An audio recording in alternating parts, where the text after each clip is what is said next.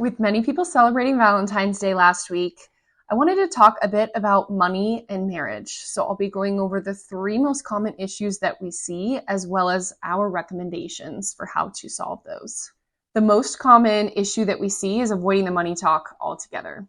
There's a statistic from Business Insider that says 43% of couples do not talk about their finances before they are married. Now that is a huge problem. So our recommendation is to set up a monthly meeting with you and your partner where you discuss your family finances. And the key here is to make it a welcoming and enjoyable environment. So order your favorite food, your favorite wine, and essentially make sure that it's something that you actually look forward to.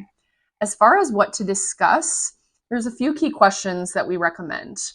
Number one is your general philosophy on if you think money should be enjoyed and spent for today or saved for tomorrow.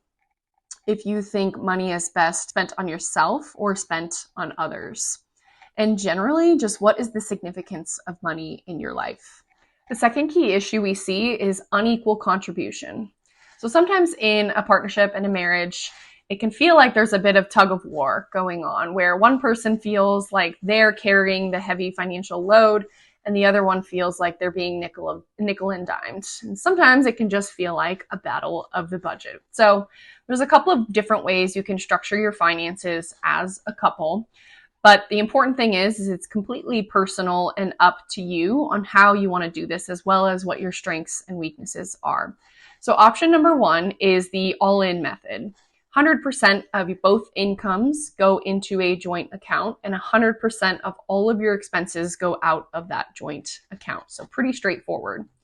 Option number two is what I like to call the me money method, where all of your income still goes into that joint account, but each month you and your partner determine what percent from that joint account goes into your separate individual accounts. And these separate individual accounts I like to think of as fun money buckets. So whether that be going golfing, getting your hair done, having that separate money in your individual account as a set percentage and equal for both people can be helpful in a marriage. So as I mentioned, it's really personal and up to what's best for you and your partner, but there are different options and different ways to do it. And the third issue is just ignoring your financial goals altogether. And this is actually pretty common. Just like a New Year's resolution, you're gung-ho for a month and then all of a sudden you fall off. The solution that we have for this is to create a financial bucket list with your partner. Number one, this makes sure that you're both on the same page with what your dreams and ambitions are.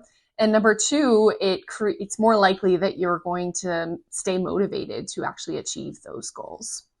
So all the various tips that we gave you, it really boils down to doing what's best for you and your partner and consistently communicating.